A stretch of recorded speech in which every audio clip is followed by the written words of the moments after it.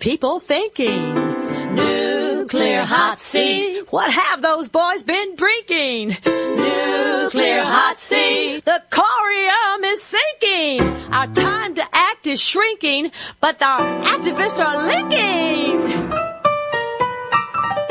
Nuclear hot seat, it's the bomb. Welcome to Nuclear Hot Seat, the weekly international news magazine keeping you up to date on all things anti-nuclear. My name is Libbe HaLevy. I'm the producer and host, as well as a survivor of the nuclear accident at 3 Mile Island from just 1 mile away.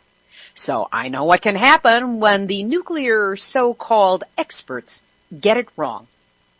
This week, we take a close-up look at a recently released article that correlated more than 60 studies about health risks to small children who live within 5 kilometers, 3 miles, of a nuclear reactor in our talk with Dr. Fairlie, the British-based author of that study. He drops a real bombshell about the international struggle it took just to obtain his data from the nuclear industry. Learn the truth about what kids face if they live too close to a nuclear reactor. It's important information that we all need to deploy in our battles against nuclear reactors. That interview, plus news, numbnuts of the week, and the Nuclear Regulatory Commission doc and cover report will be coming up in just a few minutes. Today is Tuesday, August 19, 2014, and before we start the news, a heads up. I've been telling you for several weeks now that the hearing in the case between the sailors of the USS Ronald Reagan, who were hit with heavy radiation from Fukushima Daiichi, and Tokyo Electric Power Company was scheduled for today, August 19. However, we learned late last week that the date has been switched in federal court to next Monday, August 25th. I will be in San Diego to cover the story and will file my report in time for next week's Nuclear Hot Seat, all things being equal. I'll also include interviews with the attorneys, the sailors, and any other individuals of interest who pop up. That's next week on Nuclear Hot Seat. But now here's this week's anti-nuclear news. Starting off this week in Japan, where a press conference at the Foreign Correspondents Club of Japan on August 19 continued to make the case that Fukushima is already much worse than Chernobyl. Toshio Yanagihara, the attorney representing Fukushima children and their parents, told the assembled reporters that comparing thyroid cases after Chernobyl in Belarus with the present situation in Fukushima, there are 14 times the rate of children with thyroid cancer in Japan as there were in Russia. In the western part of Fukushima Prefecture, about 1/5 to 1/4 of the people there were found with thyroid cancer. Yanagihara took on criticism directly by saying that these massive numbers are not because there were more thorough screenings, but because there genuinely are more people with cancer. The former is the argument that government officials are stating as to why the numbers of thyroid cancers are showing up at such a high level. The Fukushima committee in charge of researching thyroid cancer admitted for the first time on June 10th of this year that the suspicion of malignancy is due to lymph node metastasis, which was commonly found after the Chernobyl accident. In Fukushima right now, the number of children found with thyroid cancer is moving forward much faster than it was in the Ukraine after Chernobyl. Yanagihara said, Fukushima is a war zone. Children have a right to be evacuated to a safer place. In Japan, this present situation is the most harsh child-rearing situation in the world. He concluded by saying, we would like to take this case to the International Criminal Court and are preparing for that, calling the Japanese government's treatment of Fukushima's children a crime against humanity. A lot of bad news but honest information about what's happening at Fukushima came out this week from the IRSN, which stands for the French Institute for Radiological Protection and Nuclear Safety, and is considered that nation's public expert in nuclear and radiological risks. In their publication, Environmental Toxicology and Chemistry, an interview with Brad Sample, who is an eco-toxicologist, had him stating, "The event at Fukushima Daiichi is unprecedented in scale and duration." His colleague Didier Champion said, Japanese authorities measured 15 million becquerels per square meter of cesium-137, for example. This is comparable to what we see in the most contaminated areas around the Chernobyl accident. Researchers have mapped the contamination of the soil, and it goes far beyond the evacuation zone and extends more than 80 miles away to agricultural and urban areas inhabited by hundreds of thousands of people. Jacques Repoussard, IRSN Director General, said, 60 kilometers from the power plant, farmers organized themselves collectively to measure contamination on roadsides, in fields, and even within homes. Along this road, the dosimeter shows a gamma wave radiation level at more than 50 microsieverts per hour, a tremendous level akin to the highest contamination from Chernobyl. It will be interesting to see whether any of the major publications in the world, most notably the New York Times, which maintains a bureau in Tokyo, will finally stop saying that Fukushima Daiichi is the worst nuclear disaster since Chernobyl. Chernobyl's the younger sibling to what Fukushima has become in terms of nuclear disasters.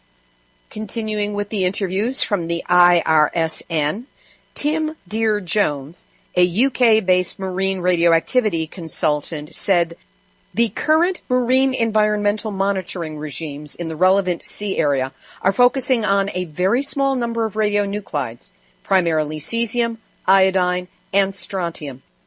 These represent less than 10% of the total inventory of radionuclides. I can see no justification for refusing to investigate the concentrations of approximately 90% of the radioactive material. There can be little doubt that a range of other isotopes includes probably 4 or 5 isotopes of plutonium, 3 of uranium, and also americium and curium.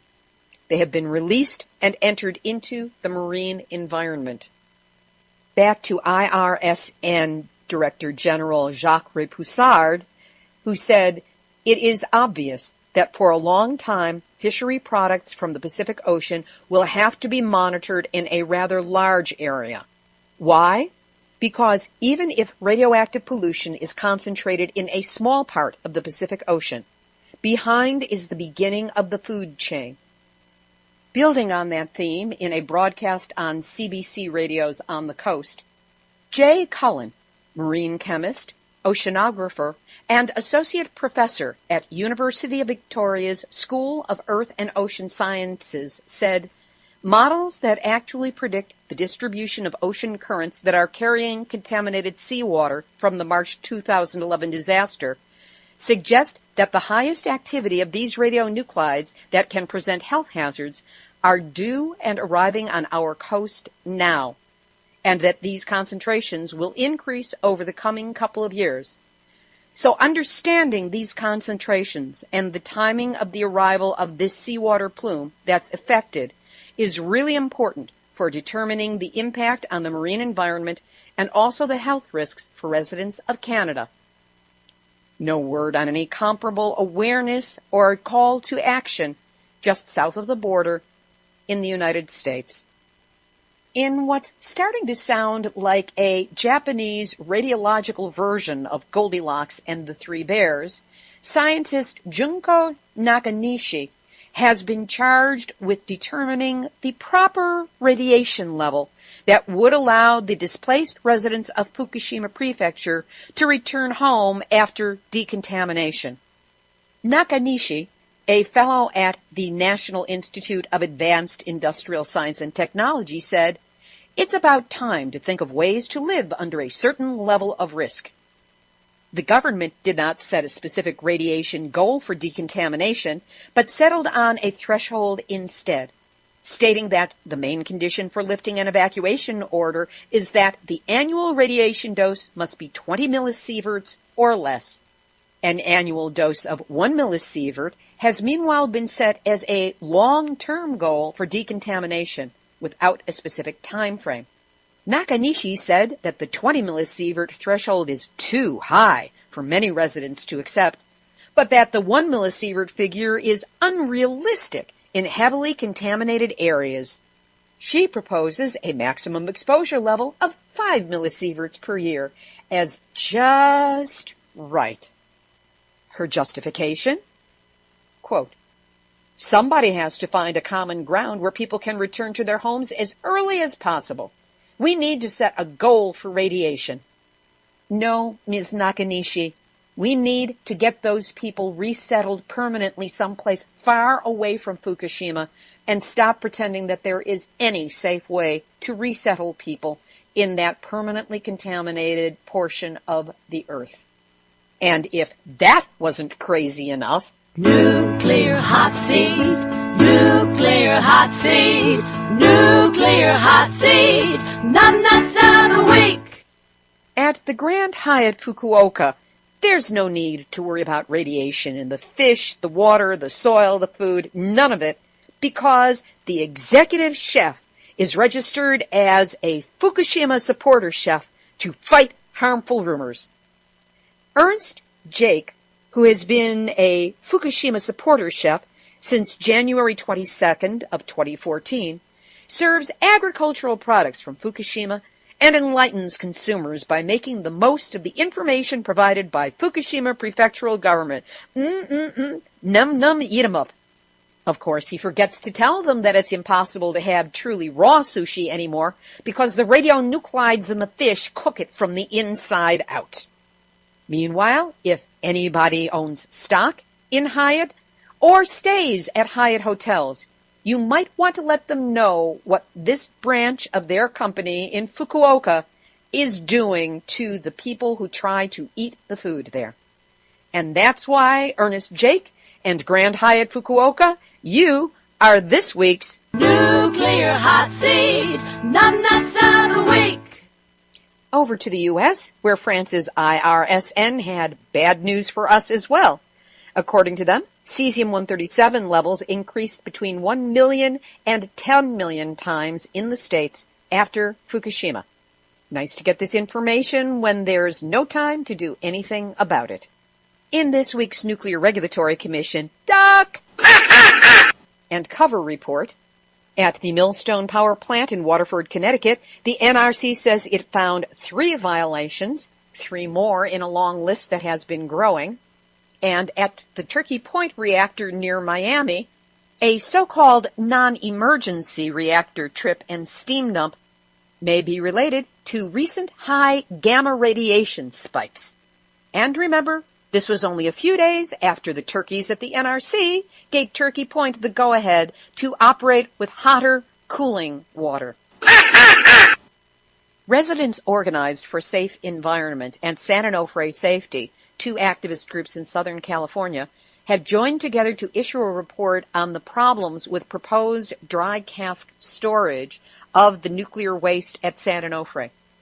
This is a mere preview of what every other reactor in the country will be facing as we get them shut down. There will be a link to the full article up on the website, nuclearhotseat.com, under episode 165. Even when we shut them down, we're not out of the woods yet. Bad news for horse lovers that may or may not be connected to radiation.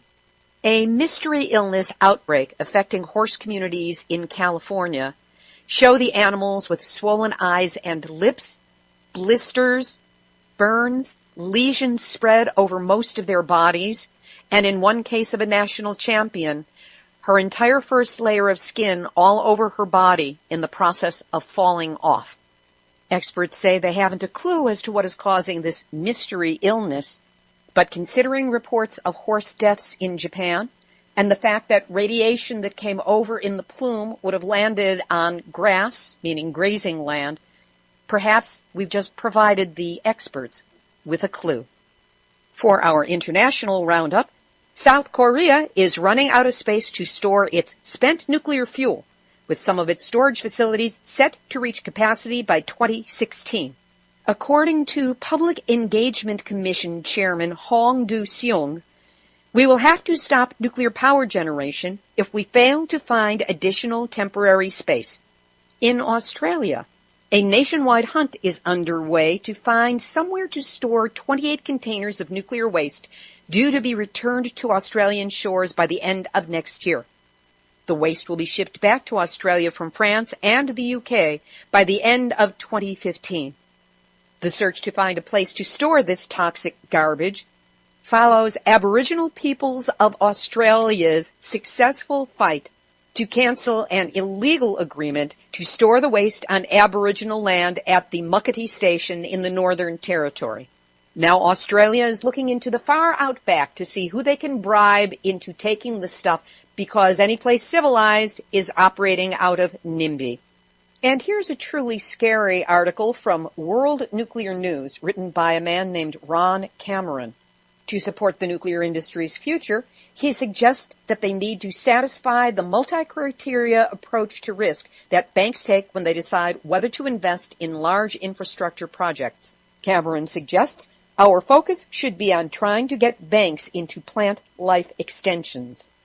He says the banks should be funding the cost of upgrades needed for plants because the construction costs have been amortized, and yet the reactors could run for another 20 years.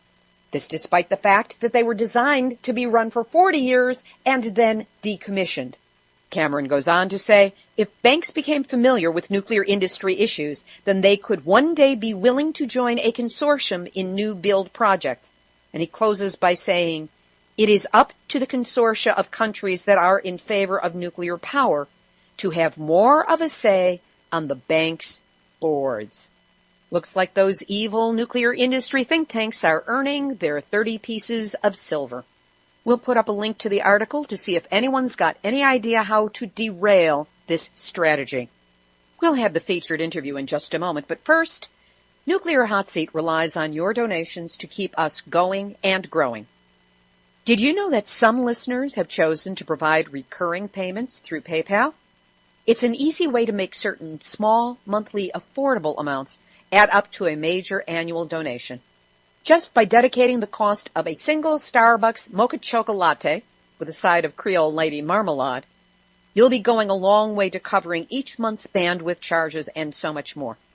So if Nuclear Hot Seat ever makes you laugh, think, helps you understand the nuclear issues, and not be so alone with your awareness, help us to keep doing this job. Go to nuclearhotseat.com, scroll down on the homepage, and click on the big red donate button, and know that we thank you for the help you can give. A few weeks ago, a major article appeared that correlated data from over 60 studies in Europe about the health impact on children who live within 5 kilometers or 3 miles of a nuclear reactor. Together, they prove that living close to a nuclear reactor causes a 37% increase in the number of childhood leukemia cases. Today's guest is the author of that report. Dr. Ian Fairlie is an independent consultant on radiation risks and a former scientific secretary to the UK government's Committee Examining Radiation Risks for Internal Emitters. He joined us via Skype from France, where he was vacationing.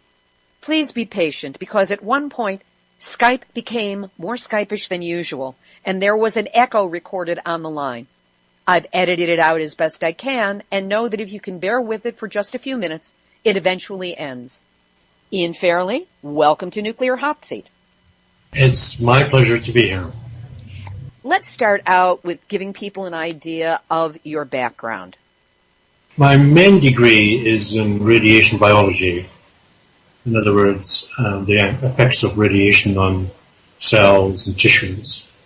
Before that, I was a chemist at the University of Western Ontario in Canada. My postgraduate studies were in how best to deal with radioactive waste. And that was at Imperial College here in London. After that, I entered the civil service and worked for the Department of Environment in the UK government for about 10 years, I suppose. And after that, I retired. But during my previous, shall I say, life, before I started studying radiation biology, I actually worked for Greenpeace Canada as an advisor, a science advisor to them on their various campaigns. So you could say I've had a pretty rounded set of experience in terms of both an academic and a civil servant and also a Greenpeace campaigner. It seems that scientists like to consider themselves outside of politics, at least when they are putting forward the information that they do. Do you consider yourself anti-nuclear as a political stance? Yes. Basically what it is that a long time ago I became fairly certain that the increased leukemias that we see in near nuclear power stations came from their discharges, and I thought that it was unconscionable, just totally wrong for kittywinkers, little kids, to be dying from leukemia because of us generating electricity. There's lots of other ways of generating electricity. And I suppose fair to say that I'm not really very much in favor of nuclear power. But having said that, I'm also a scientist. And for scientists, the most important thing is to stick close to the evidence. In other words, if the evidence points in a certain direction, then check the evidence, make sure it's the best evidence. And if that means you have to change your views, so be it. But with childhood leukemias, it's always led me to be more and more sure that my initial premise was right. So for that reason, I'm quite happy about being and sticking close to the evidence, because that evidence really does show that there are increased leukemias near nuclear reactors. To be clear, you did not do a study on the childhood leukemias showing up around nuclear power plants, but you did compile existing studies and existing statistics. How extensive were those, and what led you to take this particular approach? Well, to actually carry out an epidemiological study takes a lot of time and a lot of money, and you have to have access to a lot of data. And oftentimes that data is proprietary, and you can't get it yourself. You have to rely on other people getting it and giving it to you. On the other hand, there were over 60 studies worldwide on this particular issue of childhood leukemias near nuclear power plants. And that in itself provided enough data for me to do my work properly. 60 studies is a lot of studies, and there was a lot of data in those studies. And so that was by far the best thing to do, was to mine the existing data rather than actually carrying out a study from de novo, so to speak, using new data. Explain to us the extent of the danger that you discovered in doing this compilation of existing research. By the way, I should say that I collaborated in a lot of this with a German scientist called Dr. Alfred Körblein, and he will crop up a lot in my work. What we found when we were doing this work together was, first of all, the large number of studies. 60 studies worldwide. In toxicology, this is probably one of the biggest areas that's ever been studied. For example, if you were to look at asbestos or chemicals or lead poisoning or anything like that, there's nowhere near 60 studies on health effects from particular plants. So this is a very large number. The second thing is that we could do what are called meta-analysis. In other words, what you do is by careful examination of the data, you can add the data together. You've got to be sure that you're adding oranges to oranges and not apples and oranges, but you can do it. And when we've done that, you can get meta-analysis. Other people have done the same, by the way, and they all come up with the same answer, and that is that there are increased leukemias near nuclear power stations. It's beyond doubt. There's a very clear pattern of raised childhood leukemias near nuclear power stations. There was one aspect in the article that you did cite where you combined the statistics, apparently oranges to oranges, for Germany, Great Britain, Switzerland, and France into a single table. I was struck by the fact that what you came up with was 37% increase in childhood leukemias within 5 kilometers, which is about 3 miles, from almost all nuclear power plants in these countries. That's right. Why had no one thought to compile these statistics before? And how alarming is this to you as a result that came from this? Well, the first thing is that the 4 governments, the scientists in those governments obviously knew that this was going on, and they obviously knew that each of the 4 countries were doing this. It's an obvious step for the data in the 4 studies to be added together, and I'm absolutely positive that the scientists, the relevant scientists in the 4 countries did it. In fact, we know them, and we know they did it, but they didn't publish the data. We did. Dr. Corbijn and I, we did it together, and very statistically significant increases in childhood leukemias near all the reactors in those 4 countries. Not quite all the reactors. In France, there was only about 2/3 of the reactors, but pretty well all of the reactors in the 4 countries. What conclusions can be drawn, or did you draw, from the compilation that you put together? Well, it was quite clear that there was an increase. It was beyond the bounds of chance. This wasn't a fluke finding. This meant that it was clear that there were increases near NPPs, and that we had to move on to the reasons for that and the energy policy consideration. When did you start this? The actual study itself was commissioned by the organizers of a conference in the UK in 2012, and myself and many other contributors to the conference. All the proceedings of the conference were going to be published in a journal. The problem was that my article or my talk was very controversial. It resulted in a lot of delay in the peer review process. And as a result of that, the proceedings of the conference delayed by about 2 years.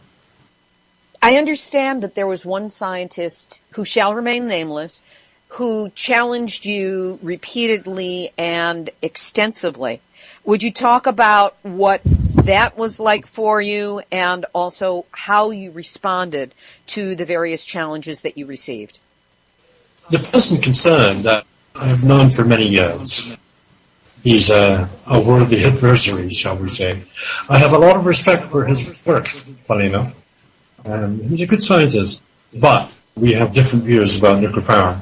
And it was a real tussle, shall we say. A long, drawn-out gladiatorial battle. But it was on the basis of science, and we argued the toss about scientific evidence. And that took a long time, over many pages of paper and many points. The editor of the journal, he was very good. He had to be a neutral referee in this, but he was well informed. He knew about the issues, and he knew what to allow, what not to allow, and so my congratulations go to him. A lot of other people would have ducked out on this, but he saw it right through, and in the end, he published it. And his reward is that as a result of the publication, within about 2 or 3 months, about 500 people downloaded it, which in this, shall I say, narrow subject area, is a lot of downloads. It's gone viral, or partly viral. A good chunk of the readership of the Journal of Environmental Radioactivity must have downloaded the article. And for the editor, that is very heartening, because that means he struck a chord and people are picking up on what he's published. So he was very happy indeed.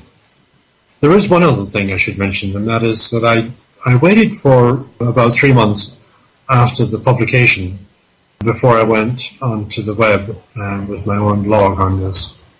And that is to give time to readers to point out any errors or omissions or bits where I've got it wrong or whatever may be in the article. And to date, touch wood, there haven't been any at all. So that's given me a lot of confidence in the sense that even although I can imagine a lot of readers will find this difficult to take. They haven't come up with anything which has sunk me below the waterline, so to speak. A shell hasn't landed below the waterline or anything like that. In fact, I haven't been in shells. So I'm quite pleased with that, and I'm relatively confident with the hypothesis now. It seems that the extensive challenges that you went through with your worthy scientific opponent helped you vet the article to the point where nobody could pick anything apart with it. How accurate would that be? That would be very true. Yes, you're right. The fact that the peer review process was so tough and so prolonged basically meant that the article itself was pretty watertight. Now that we have this watertight article that correlates raised leukemia rates in children with proximity to nuclear power plants, what impact has what you've written had on public awareness, in the media, and on governmental policy? Well, it's really hard to say. What I do know is that amongst my colleagues and friends here in the UK and in Germany, they've more or less taken this on board, and it's now accepted, certainly in the environmental community, that this is a serious matter that has to be taken on board, and that building nuclear power stations really is very problematic now. As far as governments are concerned, now they deny it all the way. It's very difficult for them, if they've decided that they're going down the nuclear line, to find this evidence which directly contradicts it. Well, they reject the evidence, unfortunately. What do you think is going to happen here in the United States as more and more people become aware of this article and have the opportunity to read it? That's a good question. In the United States, right now, the National Research Council is about to embark on a big study of childhood cancers near U.S. reactors. And this is going to be quite important. There's about 100 reactors in the United States, and if they get data for all those 100, that's going to be a fairly powerful study. Now, what this study that I've produced says that in the rest of the world, the evidence is crystal clear. There are increased leukemias near nuclear plant. So I'm pretty sure that government scientists in the United States will have read the article. Indeed, given the fact that there's been so many downloads, and the consultant that looks after my website says a good chunk of those, like half, are from the United States, that means that the scientists who can in the United States, they know about the study, for sure. So that, say, 200, 300 scientists in the United States have downloaded this and have read it, they must be aware in government circles of this article, and it must figure somehow or other in their thinking. I'm not sure whether they will like the article in the sense that it's bad news for them, particularly in the Department of Energy in the United States, but nevertheless the evidence is there. There is one other thing, and that is that the United States Environmental Protection Agency is consulting on proposals to relax the limits for radiation doses from U.S. nuclear power stations. Well, this study flies right in the face of that. It says, if anything, it should be the other way around. It should be tightening, not relaxing radiation limits near U.S. reactors. So there's two things going on in the United States right now. Both of them are addressed by my article, and it's difficult for me to predict what's actually going to happen. I have a number of friends in the United States, quite a few in fact, and they have said to me that they are surprised and amazed at the findings in my study. They say that it has clear implications for what's going on in the United States. So my reaction would be, well, the jury's still out. Watch this space. Let's see what happens. To what extent do you think it would be possible for the U.S. to put together a study this massive and somehow come up with different results than what you came up with in examining 60 other studies? Well, the first thing is that If they do what we did, in other words, we restricted this to children under 5, and also the exposure area to less than 5 kilometers, i.e. under 3 miles, it would be extremely surprising if they found anything different than we found. The reactors that we're talking about are the similar reactors to the United States, but pressurized water reactors and boiling water reactors. So it would be very difficult. One of the key things I'd like to mention to your listeners is this. Up until 2012, we didn't really know what happened with the emissions from nuclear reactors. The only data that we had was annual data. In other words, so many becquerels or pettabecquerels or gigabecquerels per annum from a reactor. We didn't really know the time pattern. Now we do. Now we know that the large majority, say 2/3, 3/4 of the annual emissions from a reactor occur just once during one spike.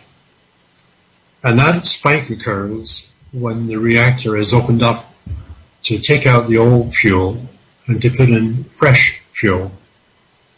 And during that time period, about a day, day and a half, the reactors are depressurized. In other words, the huge pressures inside the reactor are, well, we open up the valves and the radioactive gases shoot out. It's during that time that we think that the people downwind are exposed to high levels of radioactivity, i.e. high radiation doses. And that phenomenon, in other words, that time signature of, instead of having even little bits of emissions throughout the 365 days, now you don't have that. You have one big massive spike, which happens over about a day and a half period. And that happens, roughly speaking, about once a year when the fuel rods are taken out, the old ones, and the new ones are put in. So that's important, very, very important, because it results in doses which are at least 20 times higher, and maybe even as much as 100 times higher. I discuss this in my article. So that's a major worry, and that's something that's going to have to be addressed by both the US EPA and also the National Research Council in its future studies. They're going to have to address this big spike in emissions each year from every reactor. That's stunning because, of course, by averaging out over a year, it seems like it would be a much lower thing. Dose. We wouldn't have to worry about it. It wouldn't be a dose that would be damaging, low level, blah, blah, blah. But what you're saying is that the majority of that happens at a predictable time when the fuel rods are being switched out and there is no notice, no awareness, no sirens going off, no protection, no awareness. Correct. Indeed, I've said to a number of nuclear operators, look, why don't you do this at nighttime when people are in bed? Why don't you do it when it's really, really windy out and it's not raining, and the rain brings the radionuclides back to Earth? When it's windy, you get massive dispersion. But if it's very calm, then it just drifts everywhere, and you get big doses. No response.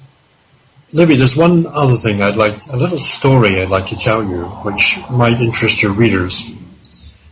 This time pattern, these spikes, have been hidden from us ever since the beginning of the nuclear power program back in the 1950s, or late 50s, early 60s. Nobody knew about them, apart from the people who worked in the nuclear industry, and they kept really quiet about it. What happened was that some German scientists who were anti-nuclear began to suspect that there was something funny going on here. So back in 2012, when the regional government of Baden-Württemberg became red-green, by red-green I mean it was governed by a coalition of socialist and green parties, rather than the the Christian Democrats, who are sort of more conservative in their views. The first thing they did was this German red-green coalition, was that they demanded their nuclear regulator give them data, give the minister, the energy minister, data on the half-hourly emissions from the nuclear power plants in their area in Baden-Württemberg. This is intriguing. The energy minister was a woman. I'm afraid I've forgotten her name, and I haven't got it written down, but she was a very powerful and determined lady. And the head of the region's nuclear regulatory commission refused to give the information and said, no, we don't have it. But from an insider, we knew that they did have it. And so the German energy minister said, you will put this data on my desk on Monday morning or you will be fired. And he said, I don't believe you. She said, right, I want on my desk on Friday afternoon your resignation letter undated. And he had to bring his letter, resignation letter, undated, and she put it in the drawer and said, right, if I don't get this information on Monday morning, I am putting a date on this letter. That's what she did. In other words, she was playing hardball. We got the data, but the trouble is that the data was presented in a computer program format that nobody had apart from the nuclear industry. So we demanded the data in a sort of user-friendly form, and they said, no, you asked for the data, you got it, we're not helping you anymore. And she was about to sack the regulator when some people in the Green Party who were computer whizzes said, look, we can put this data into a computer program, shall we call it A, and then transfer that to computer program B, and then transfer it to Microsoft Excel. And once we get it into Excel, we can read off the data. It took them about 3 days to do it, but they got it. I love it. And we got the data, and for the first time we saw what was happening. A massive spike, 1,000 times higher in terms of concentration than the normal amount. In other words, instead of 3 becquerels per cubic meter, we're finding 3,000 becquerels per cubic meter. In other words, a 1,000-fold increase. And then we knew what was going on. And then we knew, because they had hid this since the start of the nuclear power program. Well, that's 50 years ago. They've hidden this, and it went to great lengths to prevent us from getting the information. Now we've got it. Now, what I'd like to say to your American listeners is this is very important. You have to go to your regulators and say, there's no reason why this is not occurring also in US reactors. These data are from pressurized water reactors at Gundremmingen in Baden-Württemberg in Germany, and so we know that it's very, very likely the same is happening with US reactors. So what are you going to do about it? That's the wake-up call that I'd like to issue to your listeners, and I hope that at least some of your listeners will pick this up and say, whoa, we've got to do something here. It's a powerful piece of information. And the fact that they knew, that the industry knew about these spikes and went to such great lengths to hide it means that they understood exactly how devastating that information would be to their business and their financial futures. So, of course, they would do everything in their power to hide it. And good for those people in Germany and that environmental minister and you for getting this information, putting it in a usable form so that we have the opportunity to now use this as a very important piece of weaponry, as it were, on behalf of getting these things shut down and taken care of. So if someone hears this interview or reads your article and realizes that they are living in proximity to a nuclear reactor and they either have or they want to have children, what would you recommend that they do? I've already done this in Canada, in fact, where they've got nuclear reactors, you wouldn't believe, in metropolitan Toronto. It's absolutely crazy. I'm Canadian, so I don't have any joy in saying what I say, but the Ontario government really has got to get a grip of this. And I have said in guidance to Greenpeace Canada that women of childbearing age who wish or intend to have families, or even if they've got young ones, or if they're already pregnant, they shouldn't live within 10 kilometers of a reactor. And that people who already live near nuclear reactors and have gardens, they shouldn't eat their own produce if they live within 5 kilometers. And I've actually given that evidence, and it's published on my website in evidence to Greenpeace Canada. So my advice would be to young women who are living in the shadow of nuclear reactors is don't do it. Ian, if people wish to download a complete copy of your article, how could they do that? Difficult. It's behind a very stiff paywall. My guidance to people who need a full copy for research purposes would be to contact me, and it's permissible under the copyright laws to send individual copies to scientific researchers. You can do that. What is not permissible is for somebody to get a copy, then immediately send it around to hundreds of other people. That is not allowed, I'm afraid, under our present copyright arrangements. For those people who are not scientific researchers, my guidance to them would be, do they know anybody who works as a scientist in an academic institution, a university in the United States? Or do they live near a big national library, either in Washington, D.C., or New York, or L.A., or near the Lawrence Livermore laboratories, or the Berkeley laboratories, or any of the national research institutes? Because they will have copies of these journals, and they will have a copy of the Journal of Environmental Radioactivity online. So if they have any friends in universities at all, they will be able to get them, ask them to download for them. It's not ideal. The present paywall arrangements are unfortunate, but it's how the large publishing companies make their living. So that's my best guidance. Ian, anything you would like to add at this point that we haven't covered? I haven't mentioned the name of the organization in Germany which got the data of the emission spikes. It's called IPPNW, and that stands for International Physicians for the Prevention of Nuclear War, IPPNW. They're a large international organization based, their headquarters are in Boston, in Massachusetts. They're a good organization. My hats go off to IPPNW because they were the people that got the data.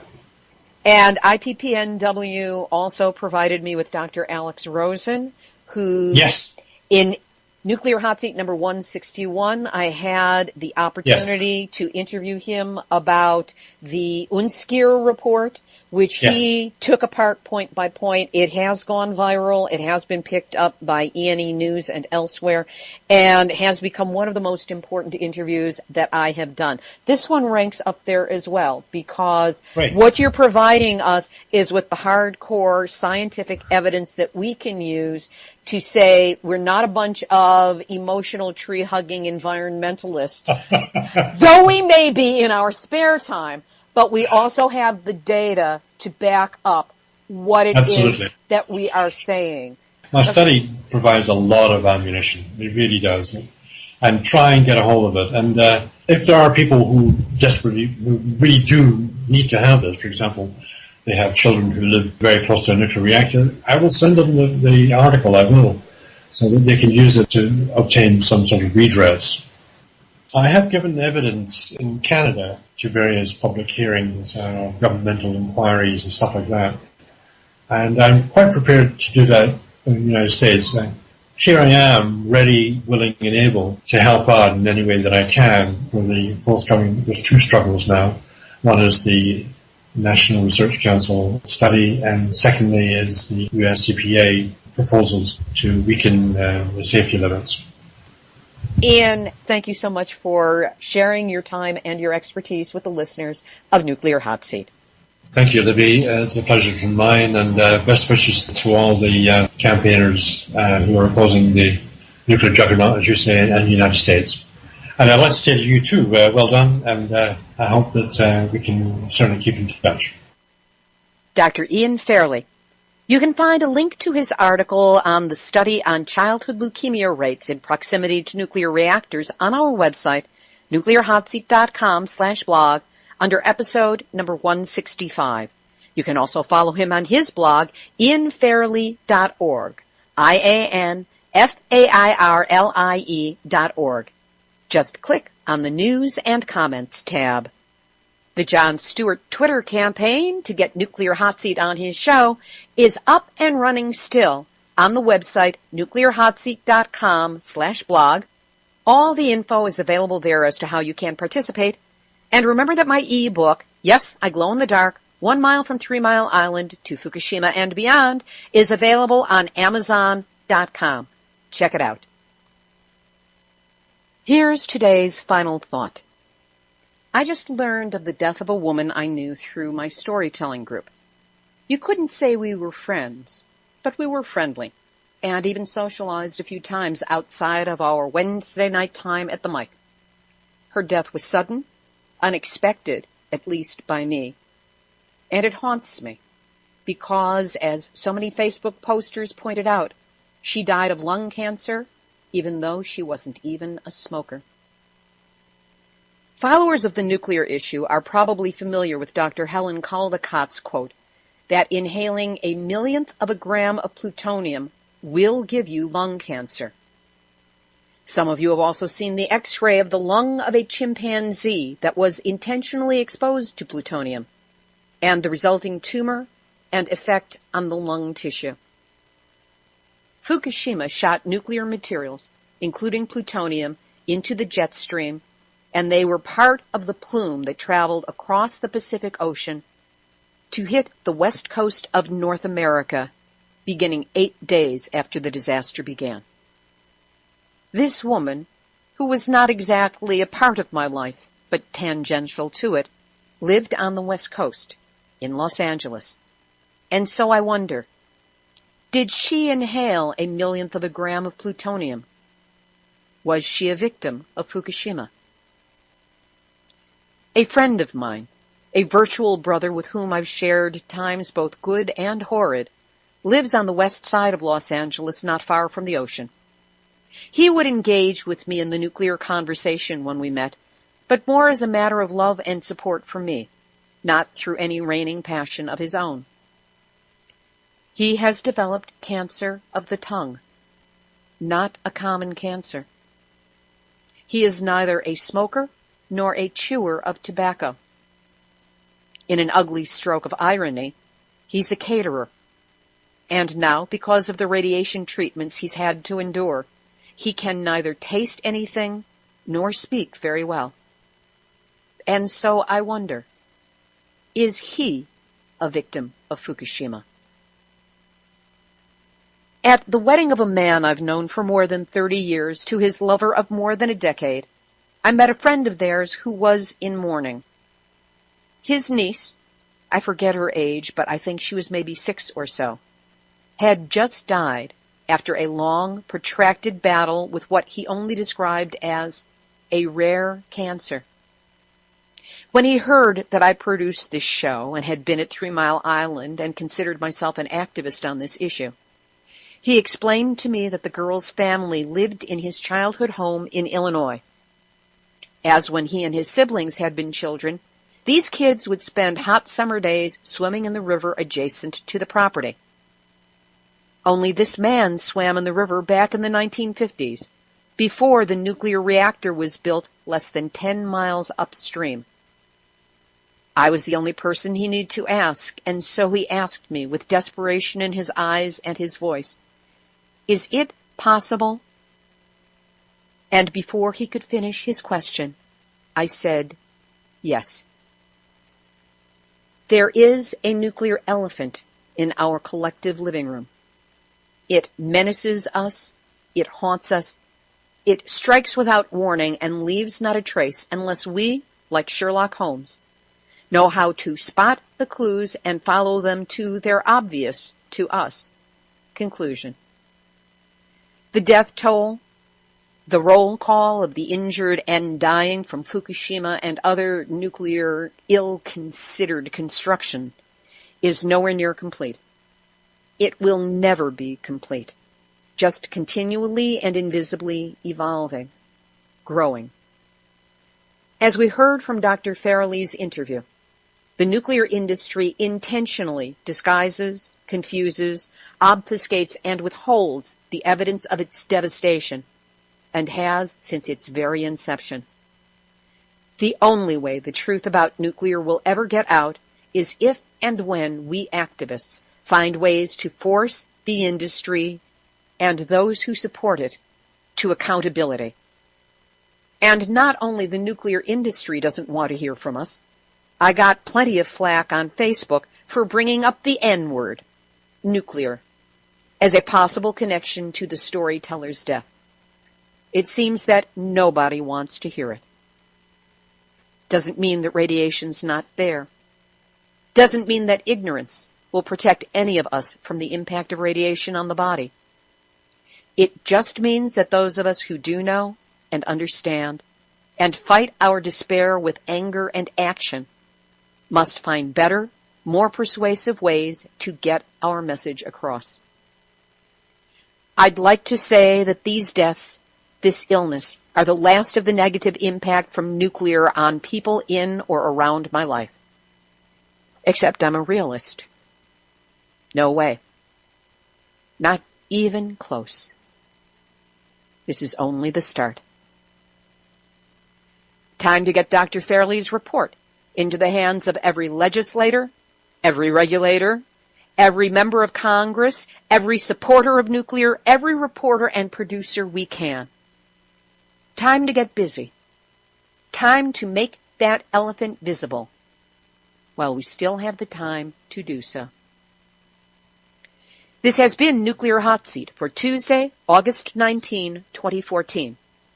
Material for this week's program has been researched and compiled from ENEnews.com, IRSN News Magazine, the French Institute for Radiological Protection and Nuclear Safety, Crystal Kids Radio, Dr. Andrew S. Cantor of Physicians for Social Responsibility, CBS Radio on the Coast, agreenroad.blogspot.com, WTNH, the Nuclear Regulatory Commission, Residents Organized for a Safe Environment.org, SanOnofreSafety.org, Daily Press, The Horse, Press Enterprise, RadioAustralia.net, News.com.au, World Nuclear News, Dianukes.org, and the ever-popular Nuclear Hot Seat Facebook community. Please, if you haven't already, friend us, join us, and tweet to Jon Stewart about us. Theme music for Nuclear Hot Seat, written by me, sung by Marilee Weber. Looks like Weber, sounds like Weber. Nuclear Hot Seat is syndicated by UCY.TV and is also available on airprogressive.com. Our archive is available on iTunes. You can subscribe under podcasts and on the newly searchable website, nuclearhotseat.com. Nuclear Hot Seat is the activist voice on nuclear issues. So if you have a story lead, a hot tip, or a suggestion of someone to interview, send an email to info@nuclearhotseat.com. I do not necessarily reply to you immediately, but I will get back to you when I'm interested in the story and wish to follow up. We are copyright 2014, Libbe, HaLevy, and Heartistry Communications. All rights reserved, but fair use allowed for nonprofit and not-for-profit groups, blogs, and websites. You have my permission to reuse granted as long as proper attribution is provided, meaning my name and the website. If you are a for-profit endeavor, just let me know, and we'll talk about it and figure out something that works for us both. This is Libbe HaLevy of Heartistry Communications, the heart of the art of communicating, reminding you that we've all had our nuclear wake-up call. Report will be coming up in just a few minutes. Today is Tuesday, August 19, 2014, and before we start the news, a heads up. I've been telling you for several weeks now that the hearing in the case between the sailors of the USS Ronald Reagan who were hit with heavy radiation from Fukushima Daiichi and Tokyo Electric Power Company was scheduled for today, August 19. However, we learned late last week that the date has been switched in federal court to next Monday, August 25th. I will be in San Diego to cover the story and will file my report in time for next week's Nuclear Hot Seat, all things being equal. I'll also include interviews with the attorneys, the sailors, and any other individuals of interest who pop up. That's next week on Nuclear Hot Seat. But now here's this week's anti-nuclear news. Starting off this week in Japan, where a press conference at the Foreign Correspondents Club of Japan on August 19 continued to make the case that Fukushima is already much worse than Chernobyl. Toshio Yanagihara, the attorney representing Fukushima children and their parents, told the assembled reporters that comparing thyroid cases after Chernobyl in Belarus with the present situation in Fukushima, there are 14 times the rate of children with thyroid cancer in Japan as there were in Russia.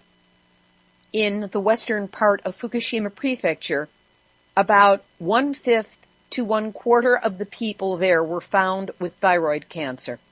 Yanagihara took on criticism directly by saying that these massive numbers are not because there were more thorough screenings, but because there genuinely are more people with cancer. The former is the argument that government officials are stating as to why the numbers of thyroid cancers are showing up at such a high level.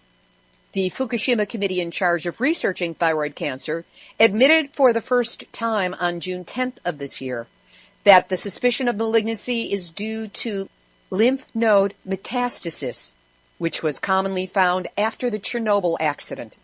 In Fukushima right now, the number of children found with thyroid cancer is moving forward much faster than it was in the Ukraine after Chernobyl. Yanagihara said, Fukushima is a war zone. Children have a right to be evacuated to a safer place. In Japan, this present situation is the most harsh child-rearing situation in the world. He concluded by saying, we would like to take this case to the International Criminal Court and are preparing for that, calling the Japanese government's treatment of Fukushima's children a crime against humanity. A lot of bad news but honest information about what's happening at Fukushima came out this week from the IRSN, which stands for the French Institute for Radiological Protection and Nuclear Safety, and is considered that nation's public expert in nuclear and radiological risks in terms of nuclear disasters. Continuing with the interviews from the IRSN, Tim Deere-Jones, a UK-based marine radioactivity consultant, said, the current marine environmental monitoring regimes in the relevant sea area are focusing on a very small number of radionuclides, primarily cesium, iodine, and strontium. These represent less than 10% of the total inventory of radionuclides. I can see no justification for refusing to investigate the concentrations of approximately 90% of the radioactive material. There can be little doubt that a range of other isotopes includes probably 4 or 5 isotopes of plutonium, 3 of uranium, and also americium and curium. They have been released and entered into the marine environment. Back to IRSN Director General Jacques Repoussard, who said, it is obvious that for a long time, fishery products from the Pacific Ocean will have to be monitored in a rather large area. Why?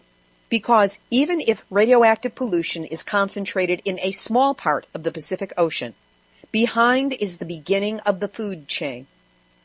Building on that theme in a broadcast on CBC radios on the coast, Jay Cullen, marine chemist, oceanographer, and associate professor at University of Victoria's School of Earth and Ocean Sciences, said in their publication, Environmental Toxicology and Chemistry, an interview with Brad Sample, who is an ecotoxicologist, had him stating, "The event at Fukushima Daiichi is unprecedented in scale and duration." His colleague Didier Champion said, Japanese authorities measured 15 million becquerels per square meter of cesium-137, for example. This is comparable to what we see in the most contaminated areas around the Chernobyl accident. Researchers have mapped the contamination of the soil, and it goes far beyond the evacuation zone and extends more than 80 miles away to agricultural and urban areas inhabited by hundreds of thousands of people. Jacques Repoussard, IRSN Director General, said, 60 kilometers from the power plant, farmers organized themselves collectively to measure contamination on roadsides, in fields, and even within homes. Along this road, the dosimeter shows a gamma wave radiation level at more than 50 microsieverts per hour, a tremendous level akin to the highest contamination from Chernobyl. It will be interesting to see whether any of the major publications in the world, most notably the New York Times, which maintains a bureau in Tokyo, will finally stop saying that Fukushima Daiichi is the worst nuclear disaster since Chernobyl. Chernobyl's the younger sibling to what Fukushima has become in People thinking. Nuclear hot seat. What have those boys been drinking? Nuclear hot seat. The corium is sinking. Our time to act is shrinking, but our activists are linking. Nuclear hot seat. It's the bomb. Welcome to Nuclear Hot Seat, the weekly international news magazine keeping you up to date on all things anti-nuclear. My name is Libbe HaLevy. I'm the producer and host, as well as a survivor of the nuclear accident at 3 Mile Island from just 1 mile away. So I know what can happen when the nuclear so-called experts get it wrong. This week, we take a close-up look at a recently released article that correlated more than 60 studies about health risks to small children who live within 5 kilometers, 3 miles, of a nuclear reactor in our talk with Dr. Ian Fairlie, the British-based author of that study.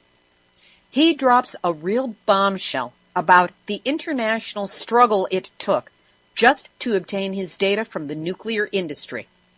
Learn the truth about what kids face if they live too close to a nuclear reactor. It's important information that we all need to deploy in our battles against nuclear reactors. That interview, plus news, numbnuts of the week, and the Nuclear Regulatory Commission, and cover